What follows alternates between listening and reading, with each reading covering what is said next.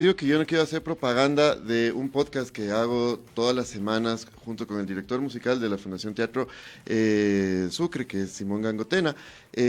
Nuestro podcast se llama La cabra tira al monte. Y ayer grabamos el episodio que ya está subido en el canal de Spotify, Radio Municipal Quito, La cabra tira al monte. Escúchenlo. ¿Por qué?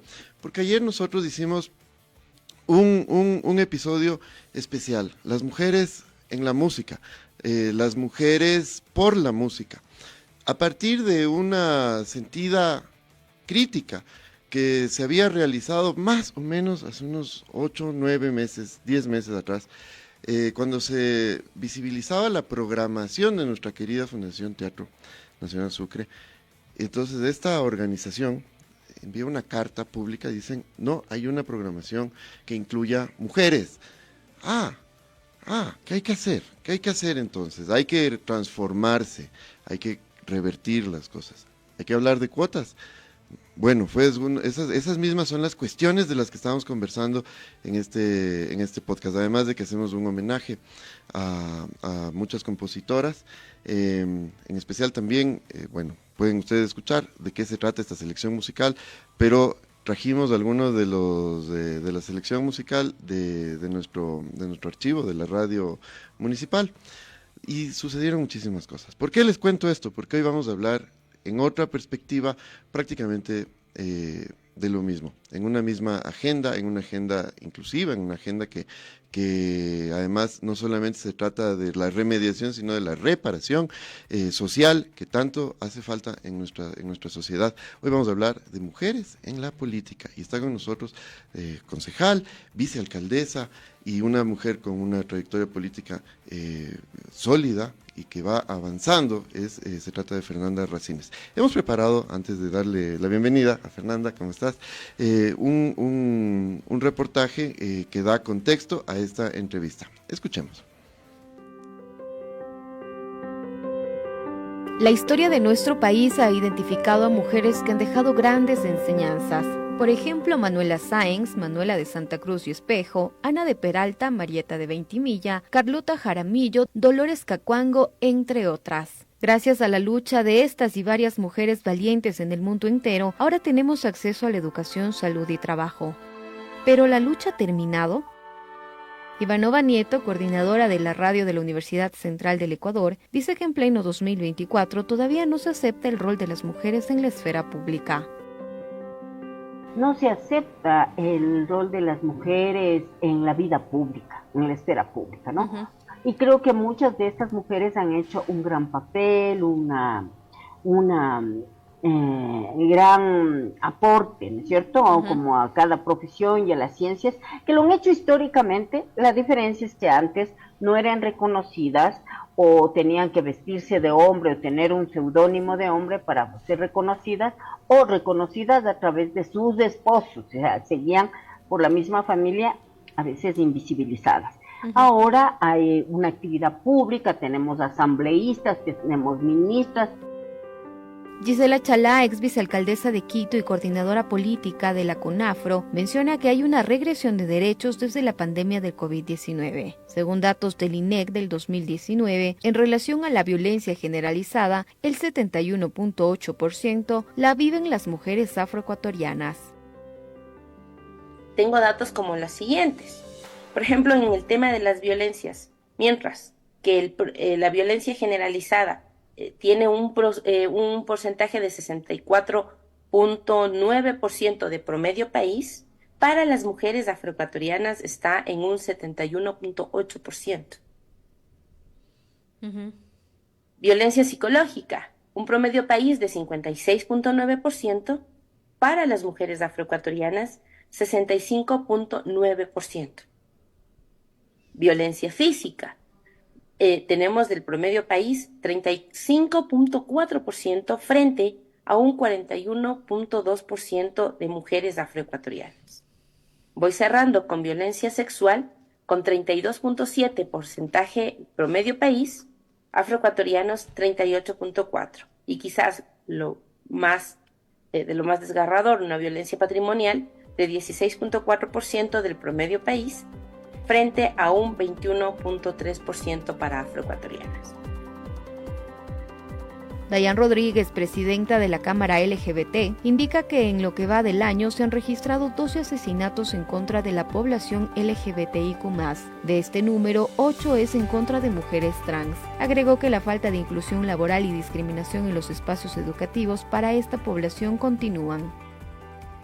Sí, lo único que recuerdo justamente es del estudio que realizó el INEC en el año 2013, si mal no recuerdo, en donde decía que de toda la población que fue investigada, que del 100%, solo el 32% contaba justamente con seguro social. Eso significa que lamentablemente el resto, cerca del 68% de población, no tiene un empleo formal. O sea, si tú estás asegurado significa que tienes un empleo formal, definitivamente, pero si no, lamentablemente no es así. Entonces, y de ese sector poblacional solo el 8% eran personas trans. Entonces, lamentablemente es una cantidad muy pequeña, porque recordemos también que fue un estudio de caso de cerca de 2.800 personas, o sea, la muestra era muy pequeña. Entonces estamos hablando de un grupo pequeñísimo de población LGBT, y si lo reducimos más, de personas trans. Nieto agregó que vivimos en un sistema patriarcal que no se ha roto por completo. Quienes pertenecen a una etnia, comunidad o género son más vulnerables. Entonces, una persona que sea, digamos, indígena o afroecuatoriana, que además es pobre, está mucho más en condición de mayor desigualdad frente a una mujer blanca y de clase alta, ¿ya? Aunque dentro de su círculo, y aún trabajando dentro de su propio círculo familiar, muchas veces esa mujer blanca de clase alta, que es una profesional que trabaja, puede ser también en relación a su marido vista como subalterna. Es momento de reducir las brechas de desigualdad y que se apliquen normativas vigentes en materia de derechos y protección para las mujeres, resalta Chalá, quien además recuerda que ingresar a la política fue un desafío constante.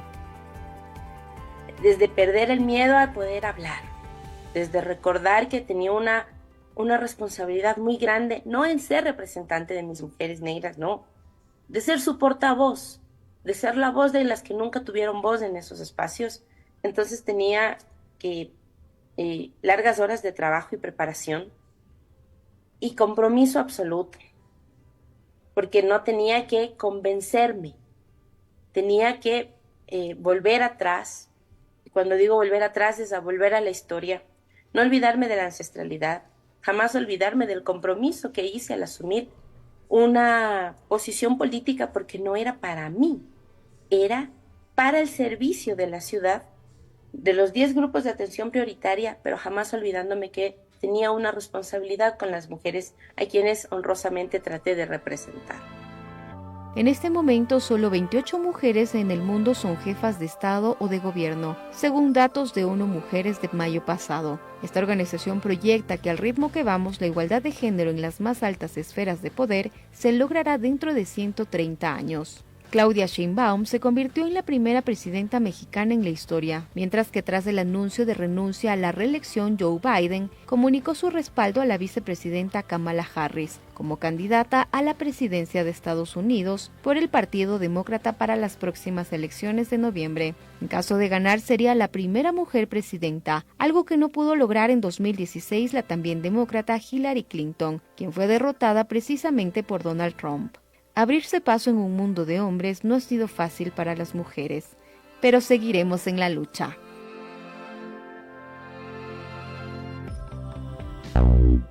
En 102.9 Noticias, aunque no esté de moda. Espacio de clasificación A, apto para todo público, de contenido I.O., informativo y opinión. Hay carpinteros, Futbolistas médicos y yo que vivo de preguntar.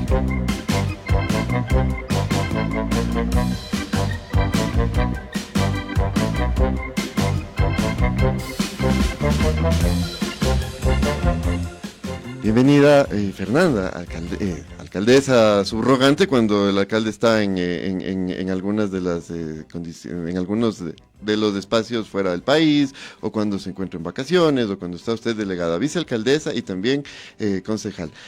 Muchísimas gracias por darse tiempo en su agenda para venir. La hemos convocado para hablar hoy sobre mujeres en la política. También hay que hacer énfasis en que hoy estamos en un día de conmemoración de la lucha de las mujeres afrodescendientes en el Ecuador. Bienvenida, y primero tal vez, quizás, un hincapié en este último dato, Fernanda.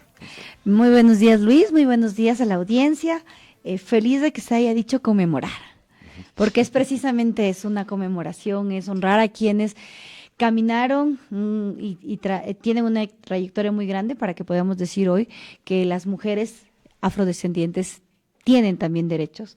Le comentaba extra micrófonos que a una de las personas que están dentro de la política me decía, es complicado ser mujer en la política, pero ser mujer y ser negra, uy, hermana, tú no sabes qué es eso. Y en realidad sí. Y ser pobre.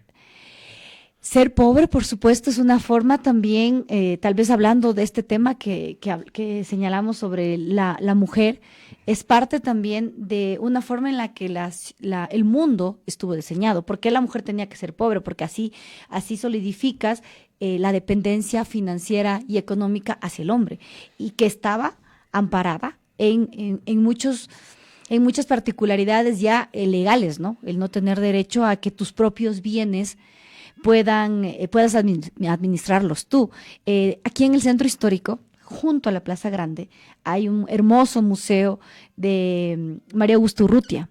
Cuando tú lo recorres, y les invito a que conozcan nuestro centro histórico, te muestran todas las propiedades que estaban a nombre de ella, porque es una descendiente de la marquesa de Solanda, de Sucre, cuántas cosas donó, incluyendo nuestro Parque de la Carolina, que le pertenecía a ella. Y analizas por qué no se volvió a casar. Cuando ella quedó viuda, no se vuelve a casar porque en el momento, de acuerdo a esa legislación, si ella se volvió a casar, quien administraba sus bienes ya no era ella, era su nuevo esposo. También es un tema de decisiones, como tu decisión de vida, que puede ser amar a alguien, tiene que estar atada a tu independencia, porque las leyes en ese momento te marcaban la pauta de que en teoría tú no estabas lista para poder administrar, donde también te están juzgando que como mujer no tienes la inteligencia suficiente para hacerlo tú misma. Y bueno, podemos seguir hablando de todas esas cosas, ¿no?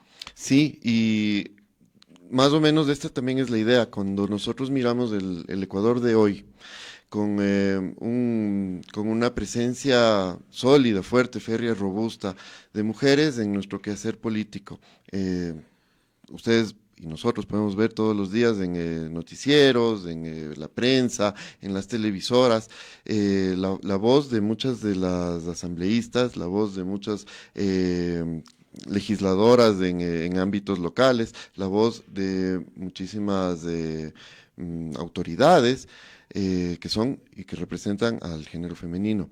Y eso no implica necesariamente, quiero anotarlo, que no exista machismo también ahí, ¿no? Y también de parte de muchas de las propias compañeras, porque el machismo se reproduce en la sociedad y no viene únicamente desde un hombre hacia una mujer.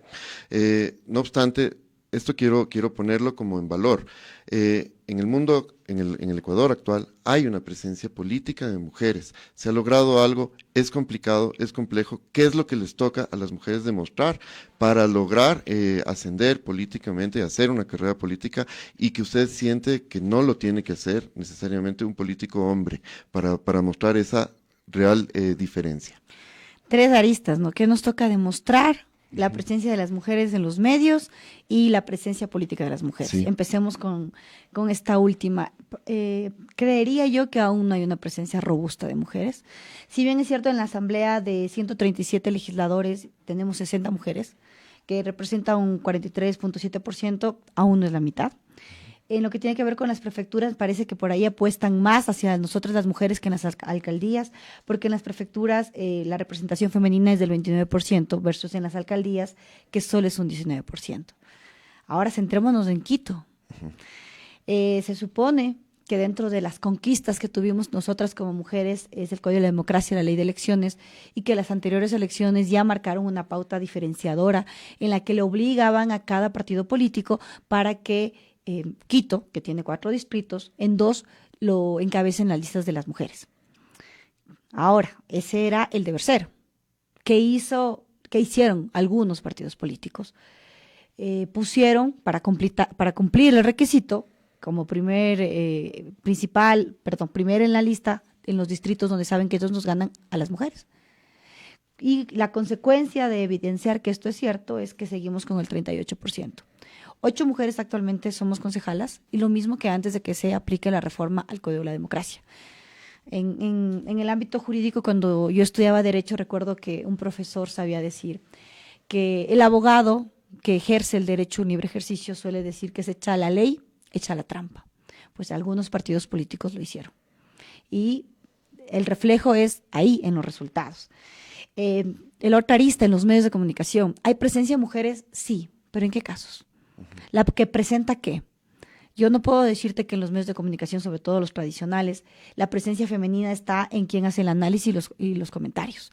Tal vez es la presentadora nomás inclusive de las reseñas de la comunidad que también hace una mujer.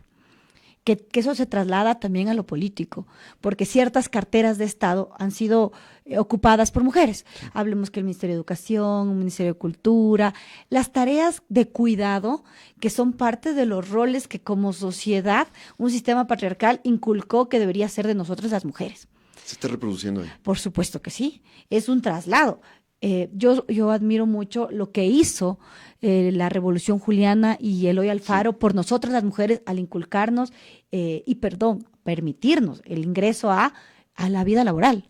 En 1925 eso fue algo trascendental, pero también estaba sesgado, porque dijeron, vamos a crear el normal Manuela Canizares para las mujeres y el normal Juan Montalvo, yo estoy en el colegio Juan Montalvo, para los hombres. Pero ¿por qué nos pusieron a nosotros en las labores de ser profesora? Porque éramos buenas madres, pues. Porque dentro de estas labores de cuidado nosotras podíamos cuidar a los hijos y si podíamos cuidar a nuestros hijos, podíamos cuidar a los hijos de alguien más educándoles. Y se fomenta ahí este machismo cotidiano, ¿verdad? Por ejemplo, pensamos que hay una profesora para los guaguas y pensamos que hay un médico para el guagua, ¿no? O sea, un médico pediatra. Y ahí está, pues, eso el simple hecho de asociar una figura con un rol ya pues empieza a generar esta cotidianidad donde el machismo además se traslada de generaciones en generaciones. Ahí en la política también influye pues esta parte. Y ahí es cuando me encanta el inicio del programa. O sea, usted dice, yo me gano la vida, yo vivo de preguntar. Uh-huh. Ahí es cuando nosotras nos preguntamos, ¿por qué así? ¿Por qué no puede cambiar? ¿Por qué simplemente nosotras no podemos tener otra forma de hacer las cosas? Uh-huh. O la sociedad no puede tener otra forma de hacer las cosas. Y también es preguntarnos, ¿qué nos toca demostrar? ¿Y por qué nos llenamos de méritos para poder demostrar que sí valemos? Hay muchos hombres que están en la política y que han tenido grandes cargos y altos cargos que tal vez no tienen tantas validaciones académicas como nosotras cuando nos sentimos listas para la política o listas para un cargo. ¿Por qué? Porque buscamos validar en todos esos logros académicos el poder estar en igualdad de condiciones con un hombre, porque también es diferente lo que a nosotras nos preguntan en una entrevista de trabajo o en una entrevista en un medio de comunicación cuando eres mujer que cuando eres hombre. Por ejemplo, hay preguntas que no se le harían nunca a un político de parte de una mujer a un hombre, de un hombre a una mujer, pero que sí se la hace a unas mujeres. Pasa mucho. De hecho, amigas y amigos, pasa en esta casa, sucedido, lo que amerita es una transformación, es decir, una reparación. No solamente hay que remediar inmediatamente lo que sucede, cuando yo, que soy el coordinador de esta radio, que le pertenece a ustedes, pues lo que hemos hecho es conversarlo al interno, hablarlo con profundidad, lograr compromisos y generar una transformación. Pienso que estamos en el camino de lo correcto. Y precisamente, pues, porque esto sucede, es que iniciamos esta conversación. ¿En qué otros espacios o cómo más se siente el peso de ser mujer y de ser una mujer política? Por ejemplo, en tu carrera, Fernanda, ha sido una carrera que te ha llevado a muchos frentes. Estás en el mundo progresista, en el mundo de la izquierda, con este énfasis, también como líder en una comunidad, yo siempre pienso, ¿qué es lo que permeas, qué es lo que permites y qué es lo que no permites? La pregunta es bien profunda y ameritaría un programa entero. Déjame tratar de reducirlo, sistematizarlo lo más que se puede. ¿Es necesario reparar la sociedad? Sí.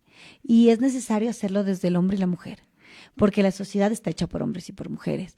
Al final del día, nosotras incluso representamos un mayor porcentaje en la población, somos el 52%.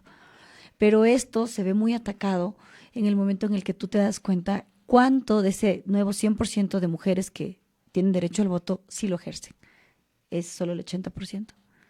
¿Por qué? Porque existe labores que tal vez el domingo, que es día de votación, tiene que ser una mujer que no les hace un hombre, ¿no?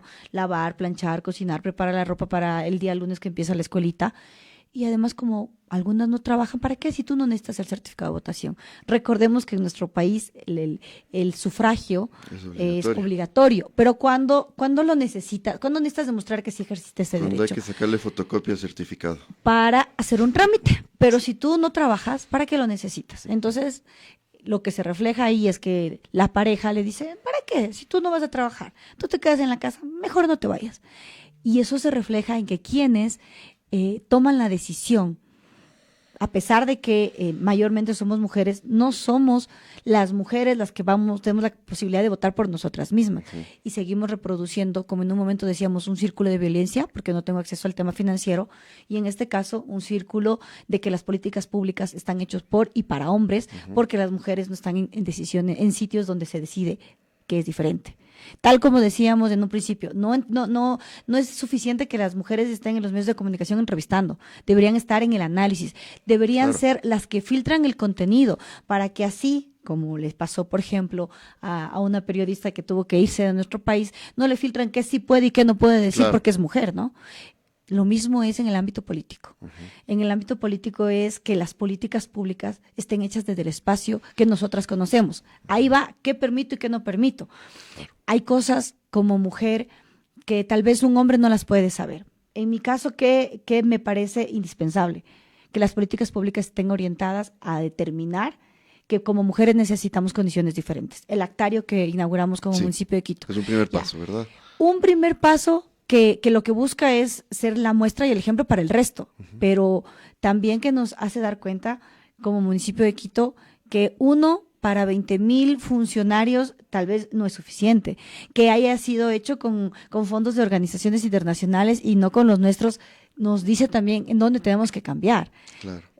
Y eso va encaminado a ¿qué más queremos que siga pasando? Porque eso significa la diferencia entre una compañera que quiere formar una familia, que tiene el anhelo de formar una familia y que no tenga que decidir si eso significa dejar el trabajo, pues.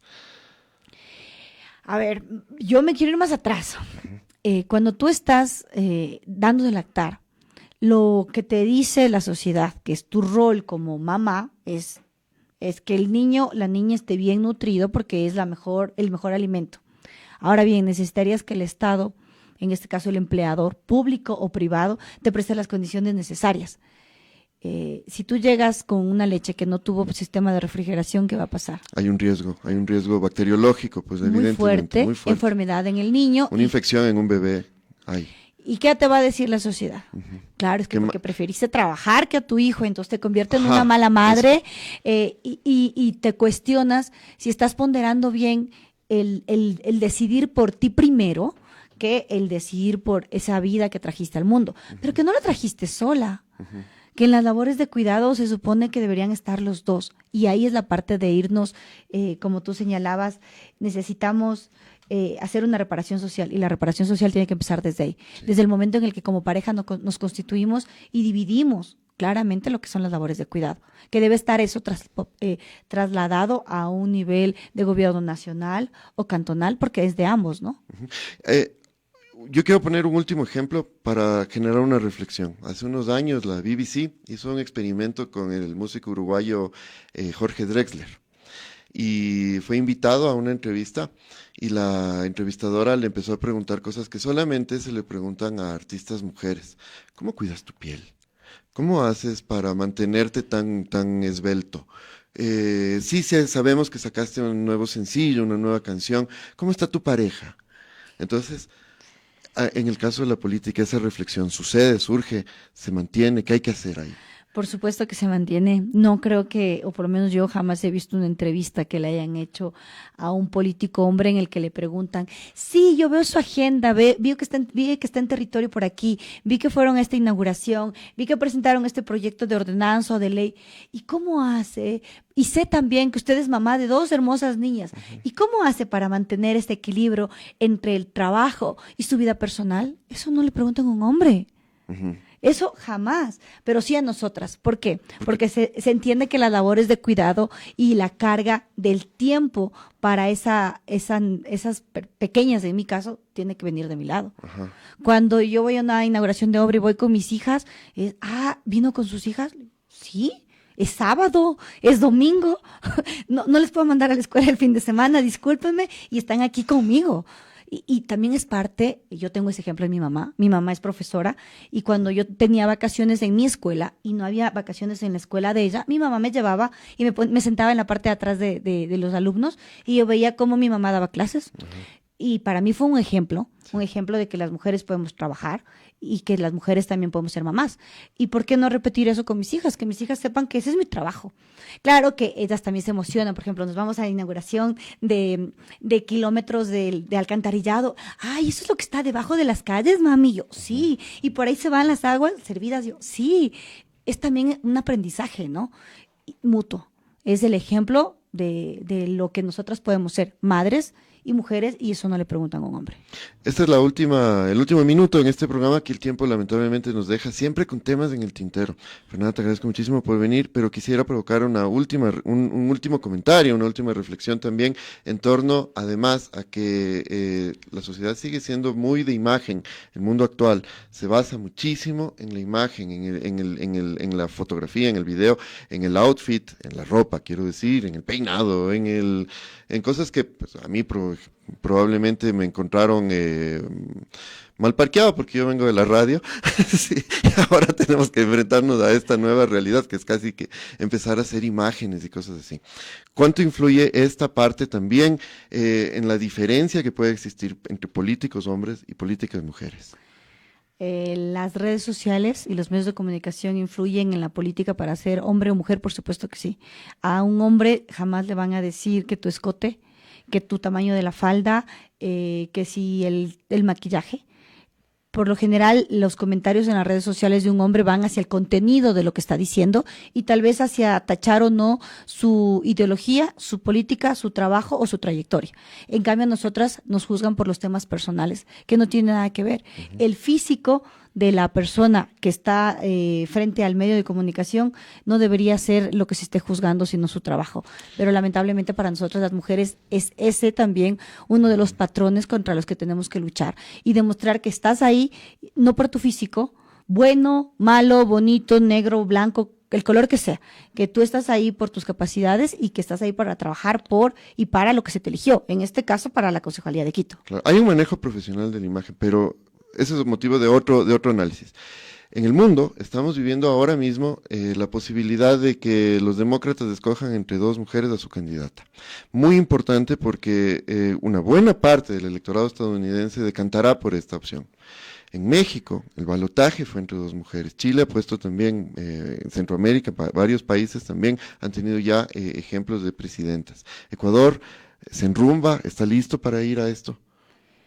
Esperemos que el mundo entero esté listo para que las mujeres podamos ser parte de los liderazgos.